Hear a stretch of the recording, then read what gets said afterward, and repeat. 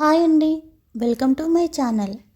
ఈరోజు వీడియోలో bread omelette ఎలా ప్రిపేర్ చేసుకోవాలో చూద్దాం. ఎంతో సింపుల్గా ఈ బ్రెడ్ ఆమ్లెట్ని ఇంట్లోనే ప్రిపేర్ చేసుకోవచ్చు.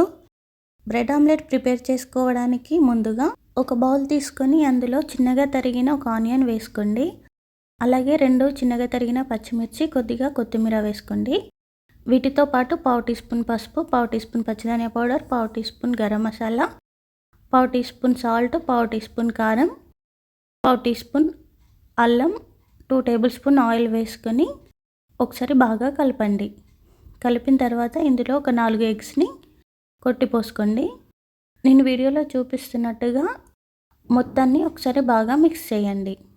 ఈ విధంగా చేసిన తర్వాత దీన్ని తీసి పక్కన పెట్టుకోండి. ఇప్పుడు స్టవ్ ఆన్ చేసి ప్యాన్ పెట్టండి. ప్యాన్ హీట్ ఎక్కిన తర్వాత 2 టేబుల్ స్పూన్ నెయ్యి వేసుకోండి. మీరు కావాలంటే బటర్ కూడా వేసుకోవచ్చు. నెయ్యి హీట్ ఎక్కిన తర్వాత ఇలా బ్రెడ్ తీసుకొని నేను వీడియోలో చూపిస్తున్నట్టుగా 2 వైపులా కాల్చుకోండి. ఈ విధంగా 2 సైడ్స్ కాలిన తర్వాత ఈ బ్రెడ్ని ఒక ప్లేట్లోకి తీసుకోండి. ఇప్పుడు వీటిని పక్కన పెట్టేయండి.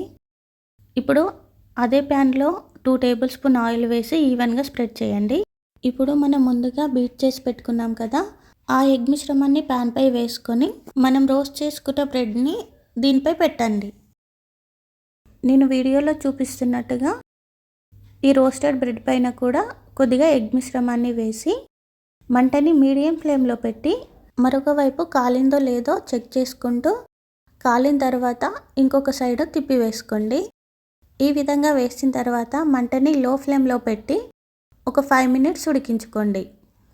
5 మినిట్స్ ఉడికించిన తర్వాత బ్రెడ్ ఆమ్లెట్ని నేను వీడియోలో చూపిస్తున్నట్టుగా మధ్యలోకి కట్ చేసుకొని ఒకసారి 2 వైపులా టర్న్ చేసుకొని ఇలా ఫోల్డ్ చేసేసి ఇప్పుడు ఈ బ్రెడ్ ఆమ్లెట్ని ఒక ప్లేట్లోకి సర్వ్ చేసుకోండి.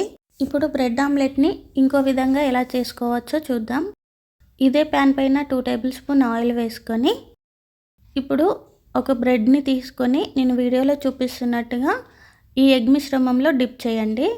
ఇప్పుడు మిగిలిపోయిన మిశ్రమాన్ని ప్యాన్పై వేసేసి ఈ బ్రెడ్ని కూడా దానిపై వేయండి.